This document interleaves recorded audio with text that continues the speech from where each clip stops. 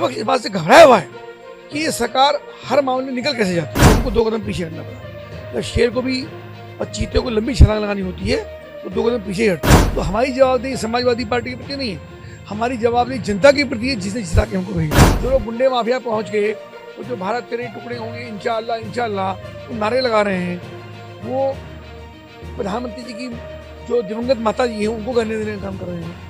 ऐसा कार्रवाई होनी चाहिए। उत्तर प्रदेश में मानसून सत्र का आज दूसरा दिन और एक बार फिर से स्थगित कर दिया गया है विपक्ष द्वारा बवाल मचाने के बाद। अब सवाल यह है कि एक तरफ विपक्ष कहता है कि हमें मौका नहीं दिया जा रहा है चर्चा करने का, और इसीलिए पक्ष ने यानी सरकार ने 4 दिन का वक्त दिया, और ऐसे में जब सत्र चल रहा है तो विपक्ष करके स्थगित किया जा रहा है। तो इसको किस तरह से देखिए, इसी पर बात करने के लिए हमारे साथ मंत्री कपिल देव अग्रवाल जी, इनसे जानेंगे कि आखिर विपक्ष चाहता क्या है। आप बताइए क्या चाहता है, आप उनसे पूछिए। अभी आपने कहा विपक्ष शो में चाहता है कि सदन चलता नहीं है, समय कम है, पर जितना समय आपको मिला आप शो में चाहोगे, हंगामा करोगे, गैर जिम्मेदार मानव पर हंगामा करोगे। हाउस हंगामा करने के नहीं होता है, हाउस प्रश्न उत्तर के लिए होता है। आप क्वेश्चन पूछिए, उसका हम जवाब देंगे। सरकार आपके हर प्रश्न का, हर तीखे से तीखे प्रश्न का जवाब देने के लिए तैयार है, लेकिन बिल में आएंगे, शोर मचाएंगे, उन बातों की टिप्पणी करें जिन विषयों पर आक्षेप हो चुका है। चंदा चोरी की बात कर रहे हैं, उसका विषय हो गया। जिन लोगों पर मुकदमे कायम हुए, जो इसमें दोषी थे, वो जेल चले गए। सुप्रीम कोर्ट की निगरानी में उसकी जांच चल रही है।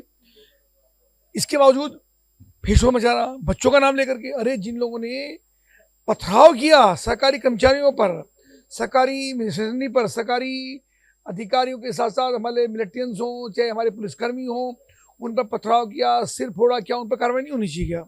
जो लोग गुंडे माफिया पहुंच गए, वो जो भारत तेरे टुकड़े होंगे इंशाअल्लाह इंशाअल्लाह वो नारे लगा रहे हैं, वो प्रधानमंत्री जी की जो दिवंगत माता जी हैं उनको करने देने का काम कर रहे हैं, ऐसे में कार्रवाई नहीं होनी चाहिए क्या?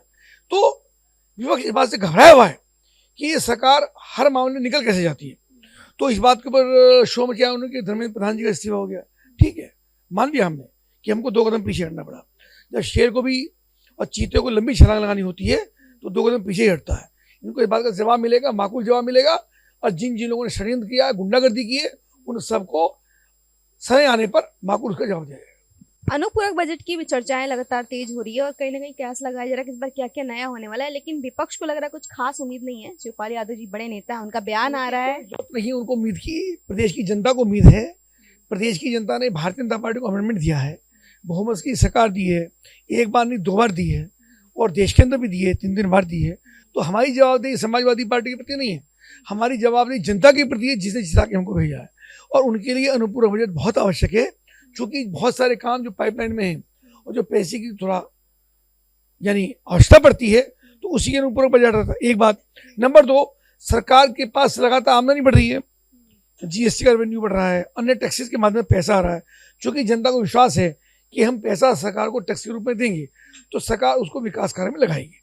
प्रदेश की जनता ने देखा है कि इंफ्रास्ट्रक्चर है, रेलवे कनेक्टिविटी है, एयरपोर्ट है, शिक्षा के क्षेत्र में है, स्वास्थ्य के क्षेत्र में है, खेत को उचित पानी मिल रहा है, गन्ने का उचित समय में भुगतान हो रहा है, शिक्षा के क्षेत्र में लगातार आगे बढ़ रहे हैं, और स्किल डेवलपमेंट में लगातार युवाओं को रोजगार और प्रशिक्षण मिल रहा है। तो ऐसे में जो धन का आमदनी होती है सरकार की, उसको पैसा खर्च भी करेगी अल्टीमेटली। तो जनता का पैसा जनता के लिए, तो उसी का अनुपूरक बजट ला करके सरकार आगामी योजना बनाने का काम करेगी। आपको नहीं लगता कि जिस तरह से विपक्ष ने एक मुद्दा बनाने की कोशिश की, राम को लेकर हो या फिर नीट पेपर में भी काफी चुनाव हुआ, बाकी वहां पे प्रशांत किशोर जीत गए और नितिन अगर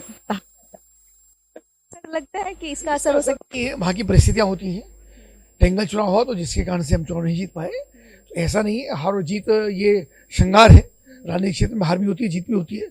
हमने बिहार में सरकार बनाई है, तो उसके लिए बहुत उत्साहित होने की आवश्यकता विपक्ष को नहीं है। और अभी फिर चुनाव आ रहे हैं, तो हम कहीं बात से निराश हैं। हाँ, जहाँ कमजोर रही उसको हम ठीक करेंगे। कई बार लोग हमसे पूछते हैं कि आप निश्चित रूप से चुनाव जीतेंगे, नहीं, परिश्रम करेंगे तब जीतेंगे। तो कहीं परिश्रम करना छोड़ा नहीं है, हम हमेशा जनता के बीच में रहते हैं, जनता की भावना का सम्मान करते हैं, जहाँ दिक्कत रहती है वहाँ जाते हैं, उनसे बातचीत करते हैं। तो आप निश्चित रहिए, आने वाला समय भारतीय जनता पार्टी का। आखिरी सवाल, कांवड़ यात्रा को लेकर बहुत ही भव्य तैयारी किया गया है, लेकिन इसको लेकर भी सियासत कहीं ना कहीं शुरू हो गया है। एक तरह से कई लोगों का बयान आ रहा है कि जब सड़कों पे कांवड़ यात्रा निकाला जा सकता है, पुष्प बारिश हो सकती है, तो फिर सड़कों पे नमाज से दिक्कत क्यों है सरकार को? देखिए, इन सब चीज़ों को तुलना नहीं होती। सनातन संस्कृति का विषय अलग है, जो कावड़ यात्रा निकलती है तो लगातार 10 दिन की 15 दिन की यात्रा होती है। 300-400 लीटर जल लेकर के बड़ी संख्या में लोग कावड़ लेकर चलते हैं। उसकी भव्य तैयारी है। मैं तो मुजफ्फरनगर से विधायक हूँ और हमारे क्षेत्र के अंदर जितने कावड़ी वहाँ से आते हैं बड़ी संख्या में, लगभग 5 करोड़ कावड़ी, 6 करोड़ कावड़ी आता है और लगातार ये मेला चलता है। तो उससे स्वागत के लिए आते हैं मुख्यमंत्री स्वयं, हम, हमारे सब लोग, क्षेत्र के लोग, जनपद के लोग, सब उनकी तैयारी के लिए जुटे हैं और भरपूर स्वागत उनका करते हैं। Thank you sir. ये थे सर मंत्री कपिल अग्रवाल, जिनसे हमने बात किया तमाम मुद्दों को लेकर। तो इनसे जुड़े अपडेट्स बने रहे हमारे साथ। अधिक खबर trends live, camera person Narendra के साथ मैं खुशबू सिंह, लखनऊ।